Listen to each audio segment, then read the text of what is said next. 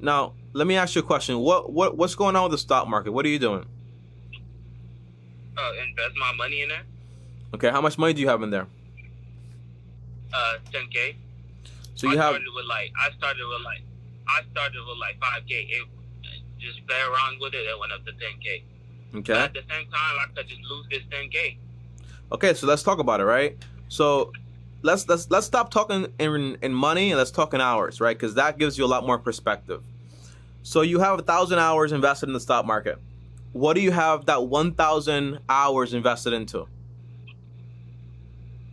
Let me see. But here's my idea, right? If you are investing, this is how crazy it is, right? Because just for perspective here, if you work, how many hours do you work per week? 40? Yeah, 40 hours. Okay, so 1,000 divided by 40, that's around 25 weeks. That's almost half a year you have in there. And you're putting all this money at risk, but you can't even tell me what you're actually investing into, right?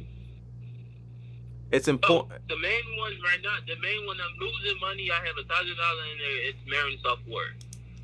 And what? Marin software. Okay.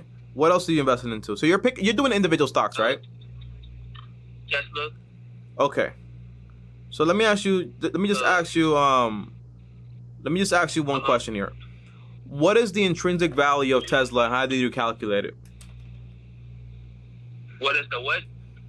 What is the intrinsic value of Tesla, and how do you calculate it? Shit, I don't know.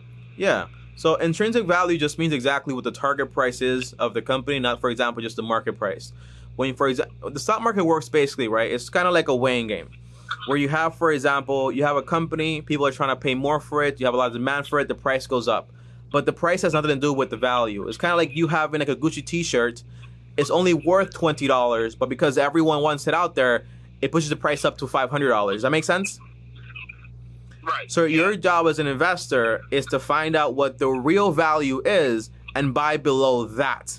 So you find it out by basically studying the company as a whole, not just that company as a whole, but also the entire industry. So if you're doing, for example, Tesla, you're taking a look at its entire competition. You're looking at its 10K form, which gives like an annual summary of the whole company and what's going on with it. Its 10Q form, what it's actually buying, its balance sheets, its cash flow statements, you know, its income statements. You have to understand this, and that takes accounting. And you're doing criminal justice. And you have 1,000 hours invested throughout these companies, right? Yeah. So my thing is this, right? You're one thing about you that I like a lot, bro, is that basically you're trying things out. You're trying to figure out exactly what you want to get into, and you're willing to do it. However, when you make this money, which is not a lot of money that you make right now, it's $10.50. I can tell you because basically I saved up my first $10,000 making $8.75 at my college. And I put that money at risk almost the exact same way that you are currently. So this way I can tell you that basically it's not the correct way.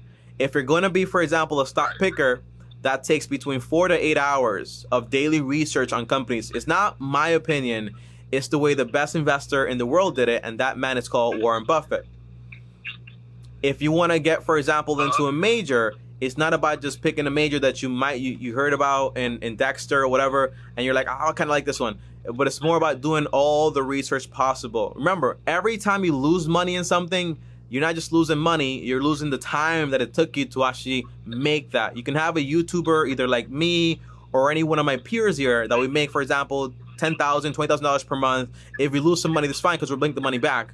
But when you're at this stage right now, and it's fine, every penny matters in a sense. So, yeah, me personally, right? But like go ahead. Mm-hmm. Go ahead. But like what? Yeah, the stock market. I'm not trying to stay in there for my whole life. I'm trying to get the money out and invest it in the real estate. That's what I'm. Yeah, but the thing is, you can't. First of all, I'm pretty sure you heard this, right? Because every single person has heard this. You can't time the market.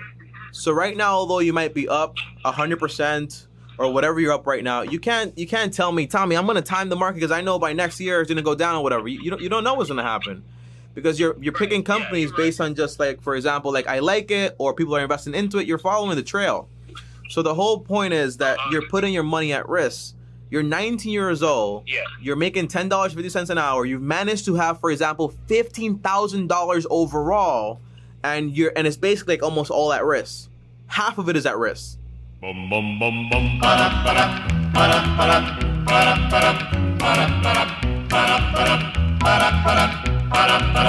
You've got to stop.